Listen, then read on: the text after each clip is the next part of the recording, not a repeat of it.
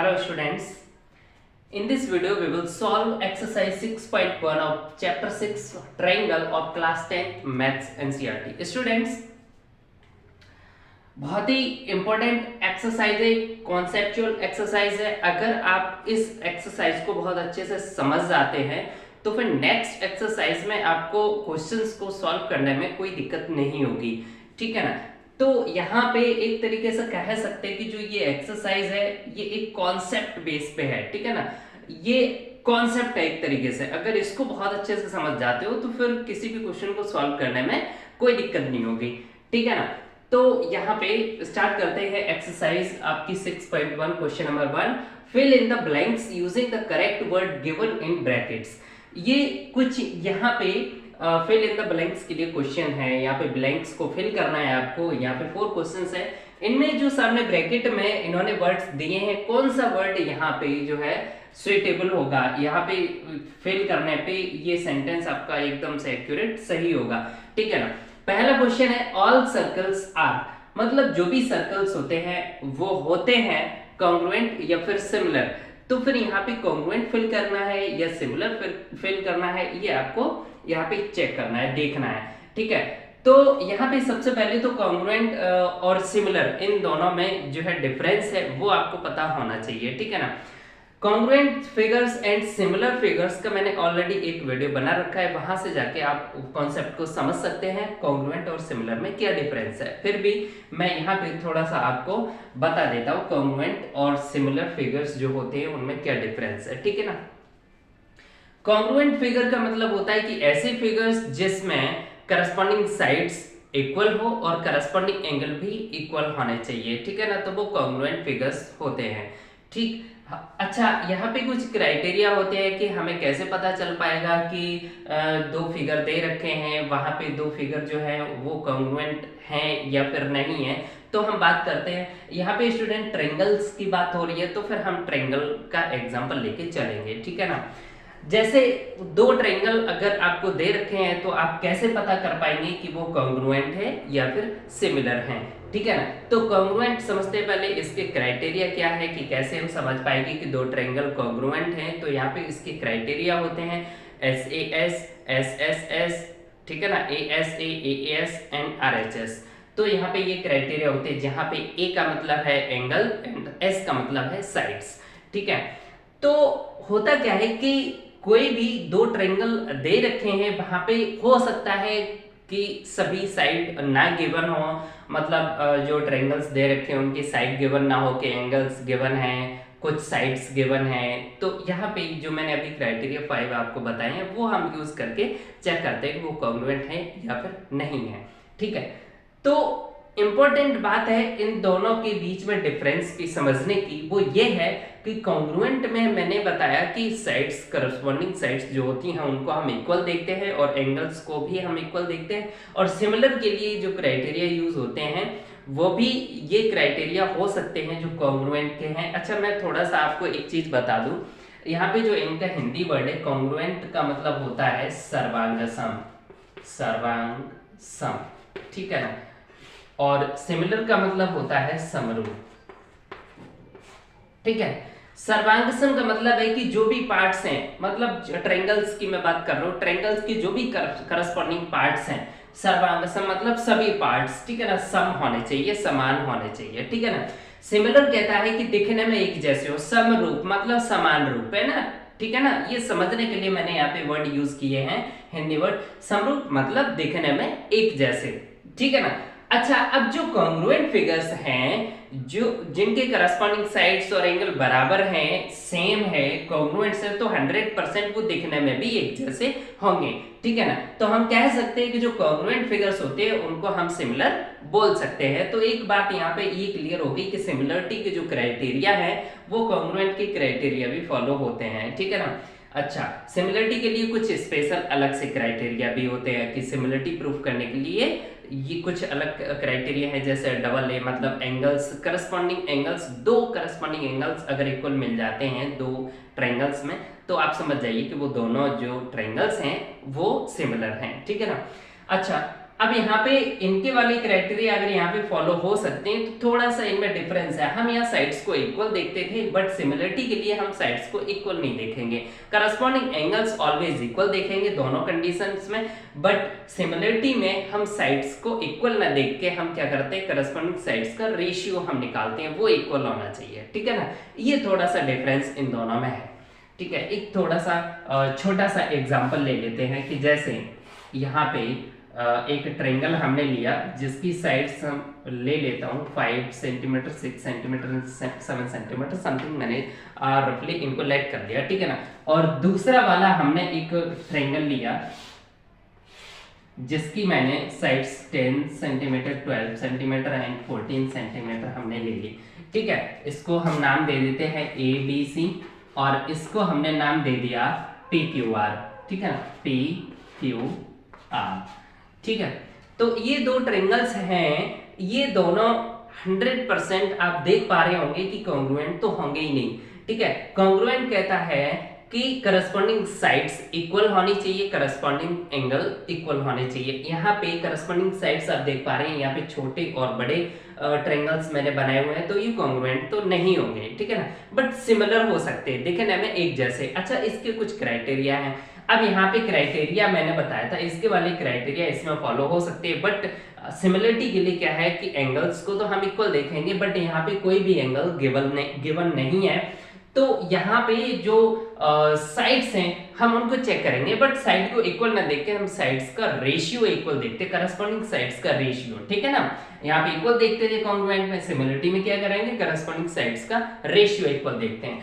तो देखिए समझिए, जैसे यहाँ पे मैंने साइड ली 5, तो इसके करस्पॉन्डिंग साइड हम कोई सी भी ले सकते हैं, तो मुझे चेक करना पड़ेगा। जैसे मैंने 5 से अगर 10 को अगर मैं डिवाइड करता हूँ, ठीक है ना, 10/5, तो ये आपका आ जाता है 2। तो 5 के बाद में फिर नेक्स्ट मैं साइड लेता हूँ 6, तो इसी तरीके से मैं यहाँ पे नेक्स्ट साइड कोई सी भी ले सकता हूँ जो 6 से डिविजिबल हो। ठीक है, ये आपको थोड़ा सा चेक करना पड़ेगा। तो 6 से 12 डिविजिबल है, तो 12/6 इज इक्वल 2, ये भी 2 आ गया। ठीक है, अब यहाँ पे साइड बची 7। ठीक है, और यहाँ इसी तरीके से अब इसकी करस्पॉन्डिंग साइड हो जाएगी 14, तो 7 2 जा 14। यहाँ पे मैंने चेक किया कि 5 के करस्पॉन्डिंग साइड लिया मैंने 10, और 6 के करस्पॉन्डिंग 12, और 7 के करस्पॉन्डिंग हमने 14 लिया। ठीक है ना, तो मैंने देखा कि इनका जो रेशियो था वो मैंने रेशियो देखा, चेक किया, तो सभी जो है रेशियो इक्वल आ रहे हैं, 2:2। तो यहाँ पे साइड साइड साइड रूल जो है ऑफ सिमिलरिटी एप्लीकेबल है, यहाँ अप्लाई हो रहा है। ठीक है, और यहाँ पे साइड साइड साइड में क्या होता था कि करस्पॉन्डिंग साइड्स इक्वल देखते थे, यहाँ पे रेशियो को इक्वल देखते हैं सिमिलरिटी के लिए, बस इतना सा डिफरेंस है। ठीक है ना, तो यहाँ पे रेशियो इक्वल आ गया, दैट मींस ये दोनों जो ट्रायंगल्स हैं वो कैसे हैं, सिमिलर हैं। अब इनको लिखने का जो तरीका है वो ये है कि triangle ABC is similar to triangle. अब ट्रायंगल करस्पॉन्डिंग साइड्स के अकॉर्डिंग ही हम लिखेंगे। मैंने यहाँ पे साइड सबसे पहले ली AB मतलब 5, ठीक है, उसके बाद में हमने BC लिया, उसके बाद में हमने CA लिया, 5 6 7 लेके हम चले थे। तो इसी तरीके से हम नेक्स्ट जो ट्रायंगल है उसके करस्पॉन्डिंग साइड्स लेंगे। 5 के लिए हमने 10 लिया था मतलब QR लिया, ठीक है ना, उसके बाद 6 लिया, 6 के लिए हमने 12 लिया मतलब RP लिया, और फिर हमने PQ लिया। तो दैट मीन्स हम यहाँ ABC A से स्टार्ट कर रहे हैं और हमने यहाँ Q से स्टार्ट किया था, तो ABC is congruent to QRP। ठीक है ना, QRP। तो ये आपका जो है यहाँ पे सिमिलरिटी का मेथड है, समझ में आ जाता है, और उम्मीद करते हैं आपको आ गया होगा। ठीक है ना, ये आपके क्राइटेरिया इस तरीके से हम सिमिलरिटी के लिए यूज करते हैं। ठीक है स्टूडेंट्स, अब हम बात करते हैं, उम्मीद करते हैं आपको ये कॉन्सेप्ट थोड़ा सा समझ में आ गया होगा। ठीक है, अब क्वेश्चंस को सॉल्व करते हैं। ठीक, क्वेश्चन यहाँ पे पहला है, ऑल सर्कल्स आर कॉन्ग्रुएंट या फिर सिमिलर। तो सभी सर्कल जो है वो कैसे होते हैं। तो स्टूडेंट्स यहाँ पे सर्कल जो है ऑलवेज कॉन्ग्रुएंट तो नहीं होते। कॉन्ग्रुएंट का मतलब होता है कि सब कुछ बराबर हो, रेडियाई। अब यहाँ पे जैसे 2 सर्कल्स हमने ले लिए तो उनकी जो रेडियाई है वो सेम होनी चाहिए, तो वो कॉन्ग्रुएंट कह सकते हैं उसको। बट जरूरी नहीं है कि हर जगह जो है सर्कल इक्वल रेडियस के ही दे रखे होंगे वहां पे। तो यहाँ पे सिमिलर हम आराम से कह सकते हैं कि एक सर्कल छोटा हो एक बड़ा हो तो देखने में 100% एक जैसे होंगे। ठीक है ना, तो इसलिए सिमिलर हर जगह हम सर्कल्स को बोल सकते हैं। तो यहां पे आपका आ जाएगा सिमिलर, ठीक है। Next, all squares are similar और कॉन्ग्रुएंट। तो स्क्वायर्स जो होते हैं तो वो भी कैसे, कॉन्ग्रुएंट तो नहीं होंगे हर केस में, ठीक है ना, लेकिन सिमिलर हर केस में होंगे, चाहे आप कैसा भी स्क्वायर बना दीजिए। दो स्क्वायर्स आप बनाएंगे तो वो 100% सिमिलर होंगे, दिखने में एक जैसे होंगे। तो यहाँ पे भी आपका आ जाएगा सिमिलर वर्ड, ठीक है।